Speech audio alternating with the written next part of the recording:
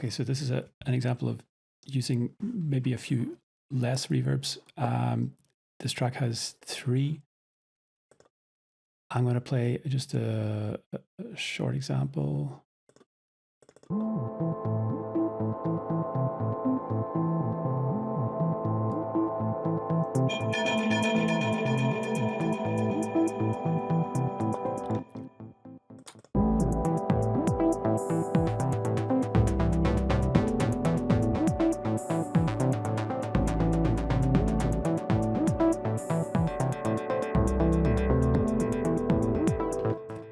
So this is also kind of an ambient track, but it doesn't use as many reverbs as some of the other examples. Here we have one example, one reverb of about 1 second, which is used for pretty much all of the percussion parts.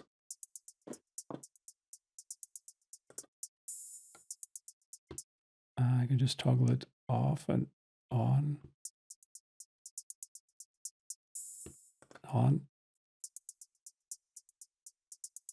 So it's very little, it's almost inaudible actually what's going on in the percussion there. The next reverb is for this 303.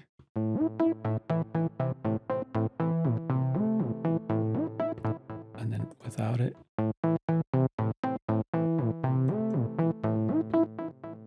So this is about a 2.5 second. This is kind of a pretty standard long-ish reverb.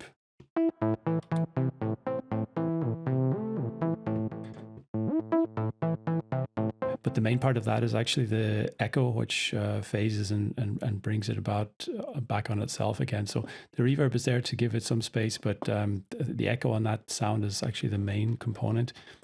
The next reverb is this pretty long 5 second, which is then used for all of these other little bits. Please.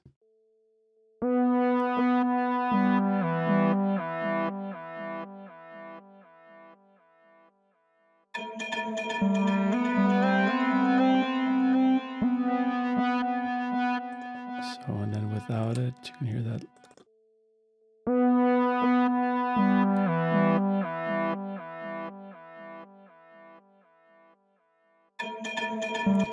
So it's that one's actually almost part of the sound and an effect in itself. It's quite a long reverb. It lets it hang there in the mix.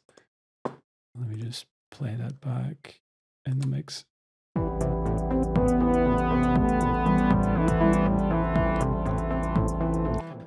So without it.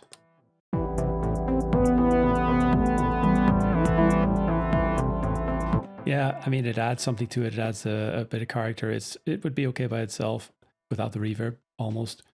So that's an example of just using less reverbs, just 3 in this one track. It's a relatively simple track compared to the other examples, perhaps.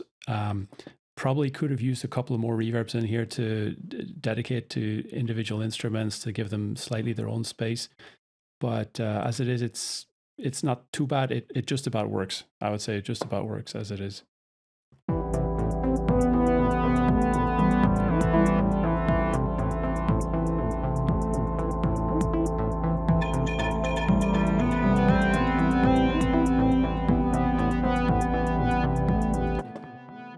Actually, I could just show you how it is with all of those then off.